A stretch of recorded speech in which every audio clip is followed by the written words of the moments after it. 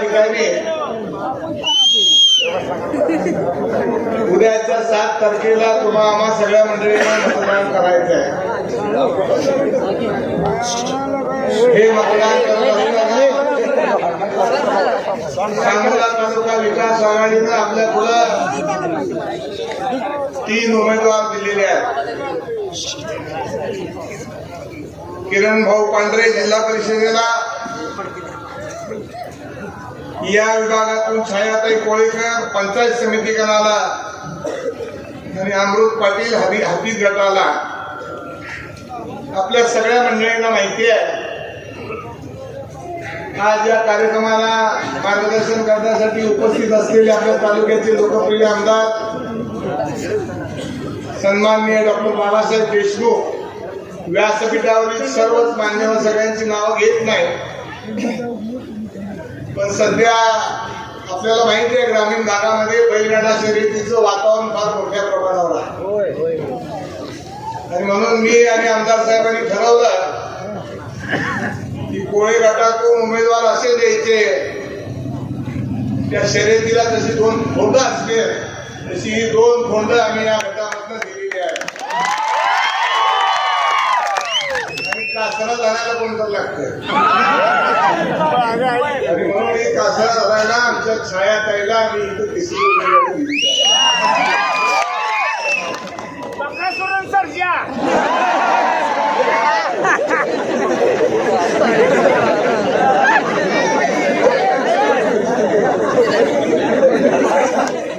मला या सांगायचं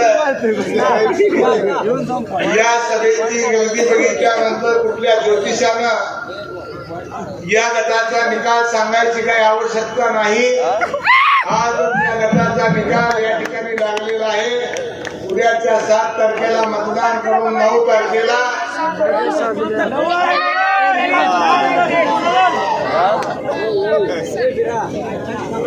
संबंध तालुक्याचा दौरा करत असताना अशाच पद्धतीने उत्स्फूर्त प्रतिसाद या तालुक्यामध्ये आम्हाला मिळत आहे। गेल्या 25 वर्षाच्या काळामध्ये मी आणि आमदार साहेबांनी या तालुक्याच्या विकासासाठी रात्रीचा दिवस केला, रक्ताचं पाणी केलं। परंपरेनं दुष्काळी असलेल्या तालुक्याचा दुष्काळाचा कलंक पुसण्यासाठी अहोरात्र कष्ट केलं आणि आपल्या सगळ्यांना माहिती आहे त्या सगळ्या भागाचे साक्षीदार आपण आहात। गजेंद्रनी उल्लेख केल्याप्रमाणे एक दिवशी आम्ही दोघांनीही टेंबू योजनेला कामाला उशीर लागत होता। आमदार साहेब नवीन आहेत, त्यांच्याही माहितीसाठी सांगतो, गजेंद्र आपण सगळी मंडळी 40 गाड्या घेऊन आणि आमदार साहेब टेंबूला गेलो आणि टेंबू पासून पूर्ण दिवसभर या कॅनॉलचा सगळा सर्वे केला सांगोल्यापर्यंतचा। त्यामध्ये आटपाडी तालुक्यामध्ये एक कोर्ट केस आणि जुजारपूरला एक कोर्ट केस होती, त्यामुळे संबंध कॅनॉलचं काम राहिलेलं होतं।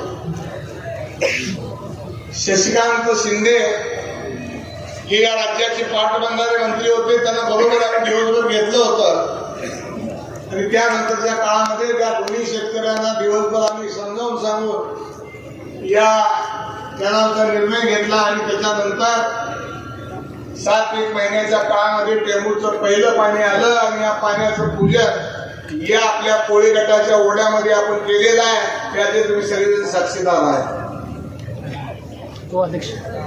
या गावामध्ये आल्यानंतर परमपूज्य कैलासवासी कोळीकर स्वामी महाराजांना विनम्र अभिवादन केल्याशिवाय सभेची सुरुवात होत नाही। त्या कोळीकर महाराजांचं पहिलं विनम्र अभिवादन करतो कैलासवासी भीष्म पितामह माननीय गणपतरावजी देशमुख, कैलासवासी आमदार काकासाहेब साळुंखे पाटील यांच्या प्रतिमेला वंदन करतो आणि मी माझ्या भाषणाला थोडक्यामध्ये सुरुवात करतो। मी रोजगार केला, पंक्चर दुकान चालू केलं, डाळिंबाचा व्यापार केला, मग प्लॉटिंग मध्ये आलो आणि कसं काय मला राजकारणात आलं हे मला सुद्धा काही समजलं नाही। आपल्या सगळ्या मंडळीने एक छोटीशी गोष्ट सांगणार आहे।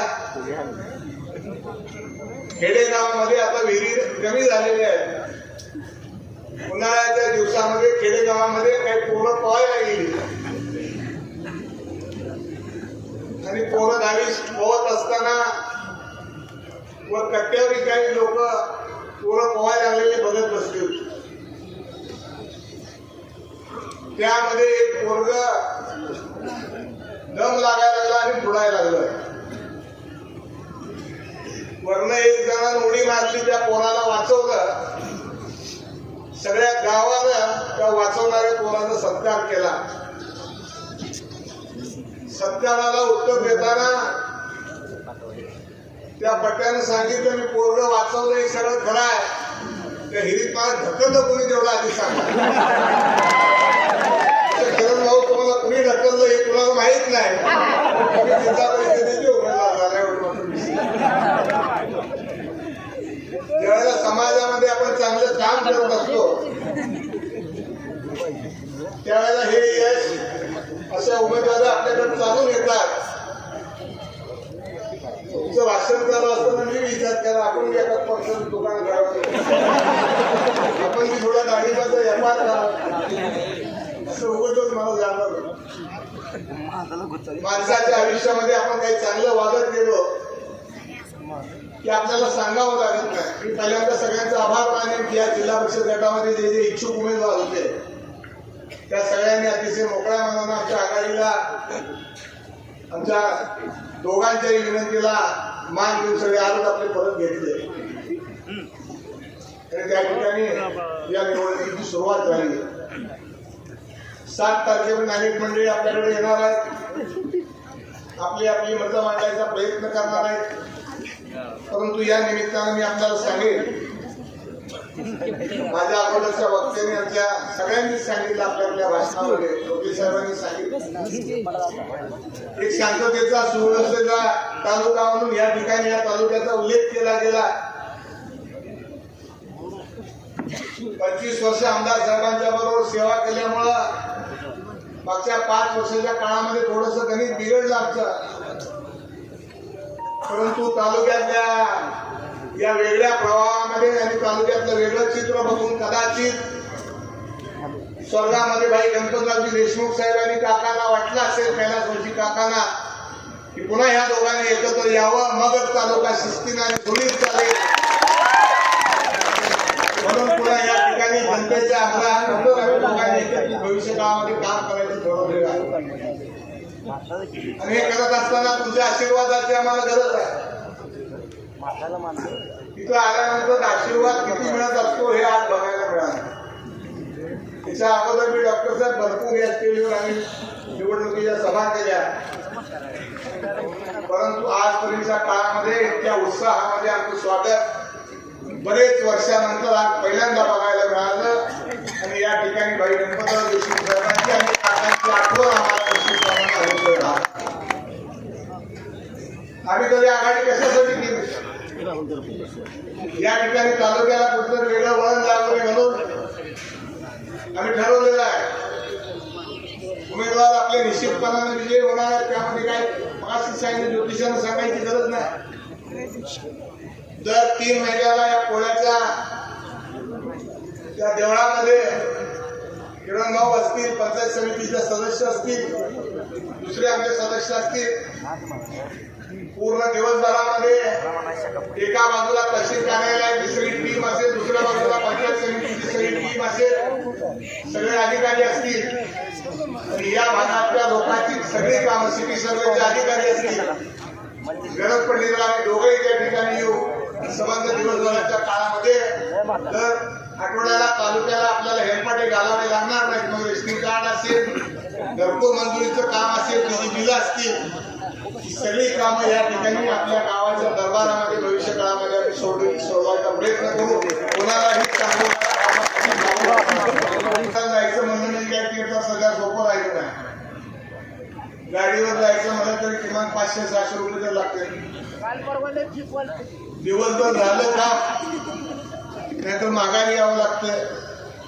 एकटा गेला तर 500-600 रुपये मध्ये भागतंय. मग आमच्यासारखा टाक्याबरोबर नेला तर 1000-2000 रुपये सुद्धा कोणी मागायला आमच्यासारखं नेलं म्हणजे एका हेल्पडत कधी काम होत नाही, 4-5 तरी मारावं लागतं. हे सगळं तालुक्यात आता भविष्य काळामध्ये आम्ही थांबणार आहोत. एखाद्याला विहीर मंजूर करायची असेल तर त्यांनी इथंच अर्ज द्यायचा दर 3 महिन्याला. एखाद्याला घरपोच पाहिजे असेल तर त्यांनी इथंच अर्ज द्यायचा. त्याच्या मंजुरीचं पत्र सुद्धा याच ठिकाणी त्या आपण कुठलं देवळ आहे लक्ष्मीच्या देवळामध्ये त्या सगळ्या मिटिंग होतील. कुणाचं गाडी देशाचं कार्ड असेल, कुठल्या कार्डाला माल मिळत नसेल तर कुणीही सांगोल्याला जायची भविष्य काळामध्ये गरज नाही. या ठिकाणी आमचे किरण भाऊ असतील, आमच्या ताई असतील, त्यानंतर आमचे नारायणरावचे चिरंजीव पंचायत समितीचे उमेदवार नाव बी अमृत आहे कडे